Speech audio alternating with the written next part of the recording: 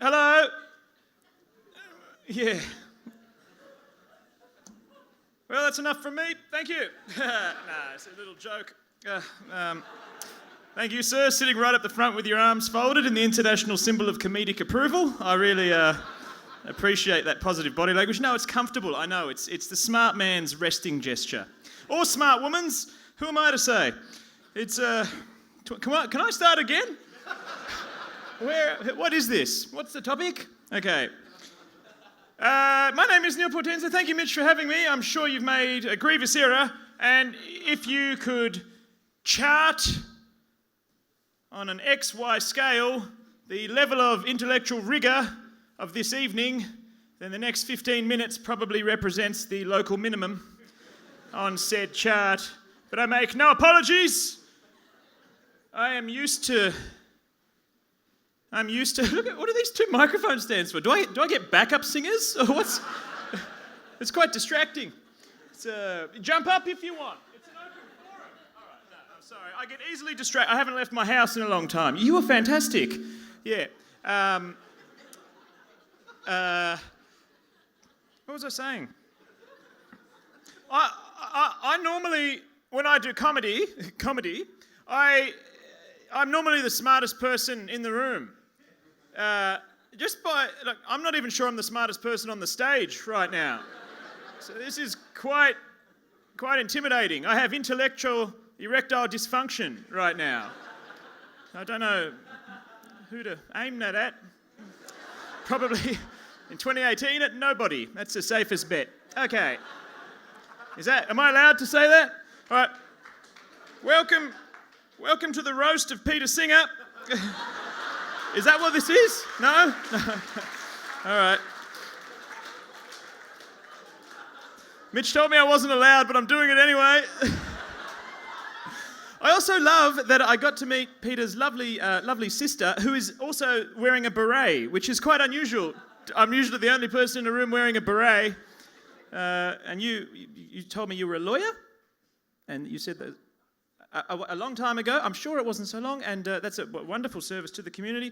And also that you were the chairperson on the Equal Opportunity Commission on the board. Well, what have you done with your bloody life, Peter? Jeez. But as a family, come on, leave some for the rest of us. What do you got, monopoly on the smart gene pool? Come on.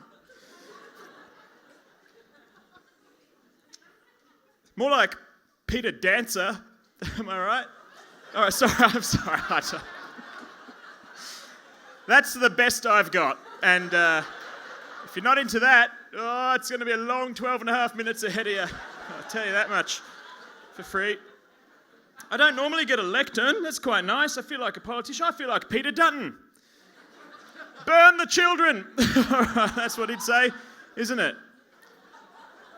I'll admit something. Actually, I want to admit something. My name is Neal Portenza, but it's actually, I normally wait to do this. I'm just doing a character. My real name's Josh.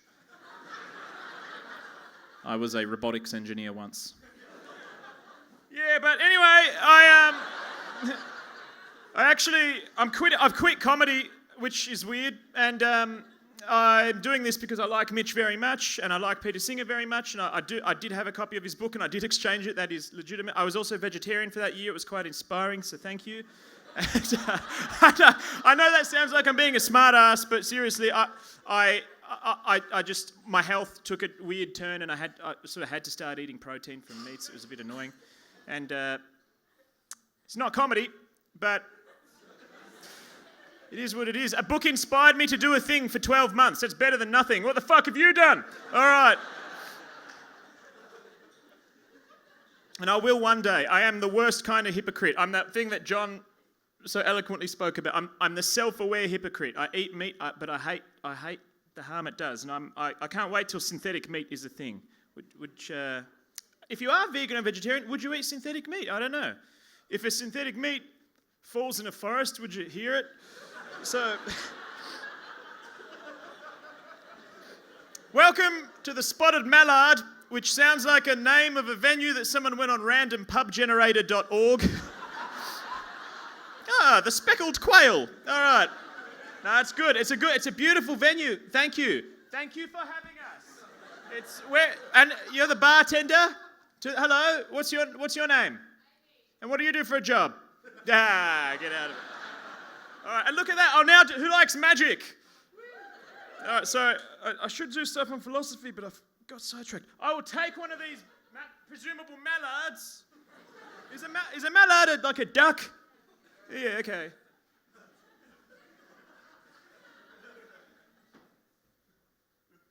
Look, his name. I've made some terrible life choices. I'm not going to lie. I should have stuck with the engineering. Fly, my pretty. Don't woo me. Condescend me. Philosophy. The word philosophy can be... This is the worst thing I've ever done. All right. Nah, that's not true. The worst thing I ever did, I applied to ASIO as a joke, and then I got accepted, and then I was like, oh fuck, Control Z, how do I back out of this?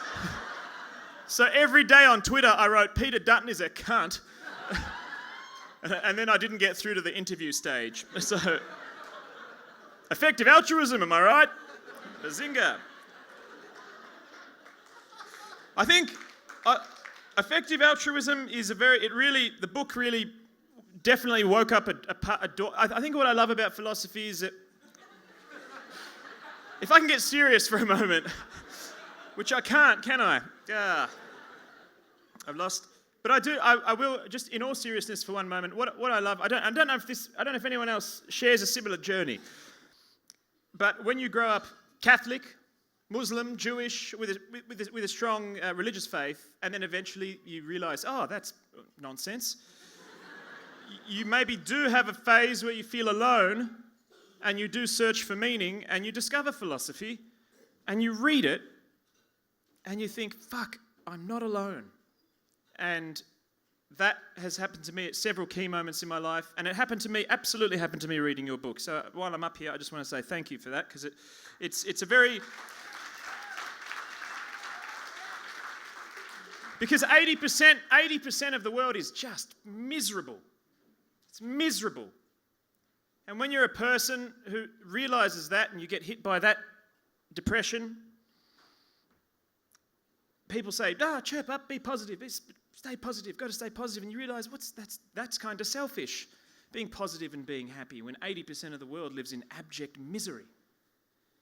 It seems frivolous and not particularly altruistic. Yet, what's the point of living in misery? And that you won't do the most good you can do if you live in a perpetual state of misery. You'll achieve nothing. You'll leave no positive mark on anyone else. And I've learnt that, and a big part of that was reading your wonderful book. So thank you, Peter. I don't know if the message holds any intellectual weight for anyone, or it's just me having a verbal wank. But whatever, it's my time, and I'll do with it what I want. Little dictator. So I was thinking about effective altruism in the sense of, do you guys want to see a magic trick? Just before, and then I'll get to my little bit on effective magic. Do you guys like magic? Yeah. What a wonderful crowd this is. How many people are university educated? Oh, no, yeah, not as many as I thought. Oh, that's cool. My brother's a tiler, so that's, it takes all sorts. I'm just saying, would you give, who's got young kids? Anyone have young kids? Yeah? It's a weird in-joke.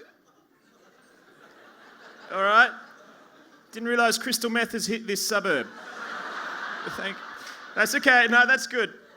Look, the long point of that is that if I had kids, I probably wouldn't tell them to go to university. I don't think university is necessarily the right thing anymore. But what I do think is the magic. So I want you all to collectively, because you were talking about collective, aura, and I think if I may paraphrase,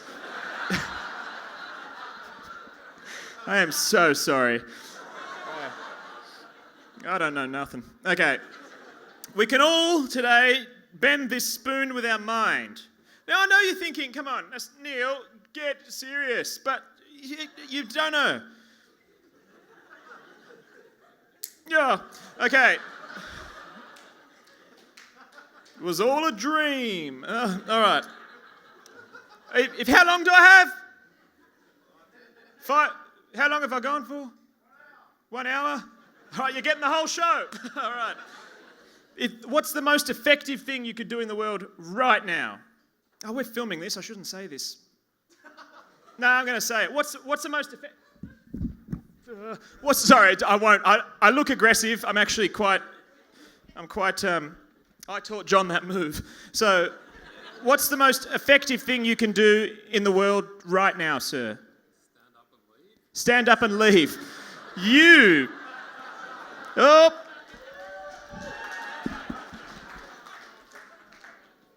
All right, Dad. Yeah. It's funny because it's true. My dad left when I was 2 weeks old. So, how do you feel now? All right. Nah, I'm all good. No, I'm not. I'm deeply disturbed. Okay. I'll ask someone who's not a cunt. Okay. Though you are dressed as a bird, so I'm not sure, but that's okay. It's very beautiful. What's the most effective? Nah, I don't mean you. That's a funny answer, and you outwitted me, and I respect that.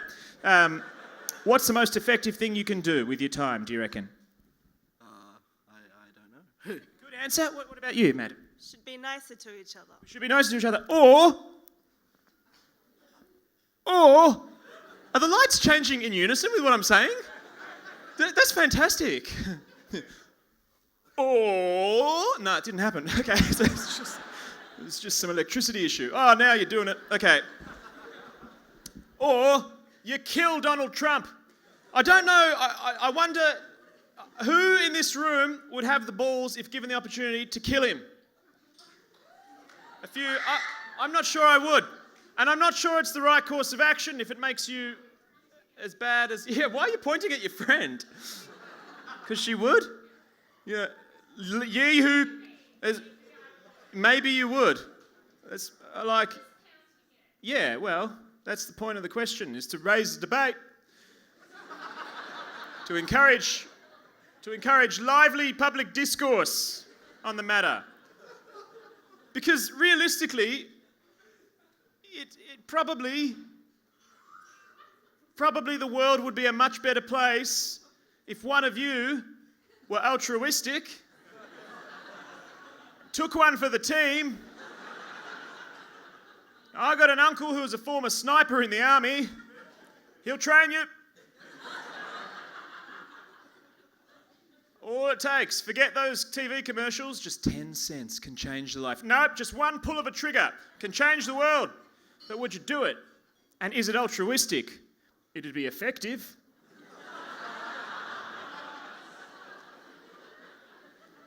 Now, I'm not saying you should kill Donald Trump.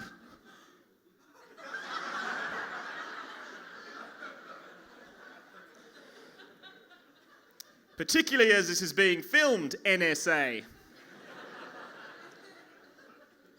But if given the opportunity, would you? And should you?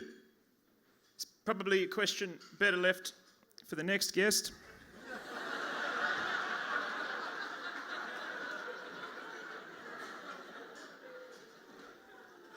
I'd kill Putin because I'm half Ukrainian and I live with my grandma who's 94-year-old Ukrainian, and I look after her a bit, and she's the best. And every time Putin comes on the TV, this very mild-mannered, "Oh, Joshko, te hocheš food? Are you hungry?" Putin comes on and she says, "You bastard cunt." So I'd do that just for her. Because he's a bad man. I had some other magic tricks, but I suspect I've run out of time. Thank you.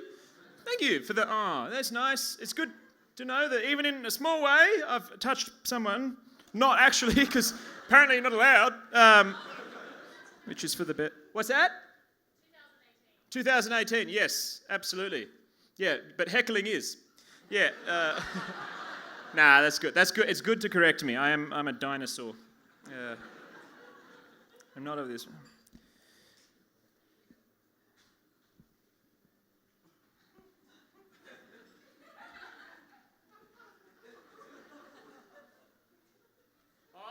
I may be finished like 6 minutes ago.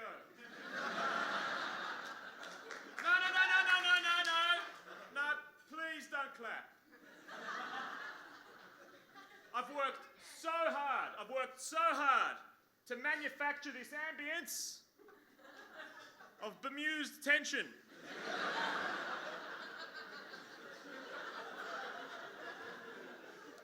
Let's not cheapen the atmosphere with your clapping.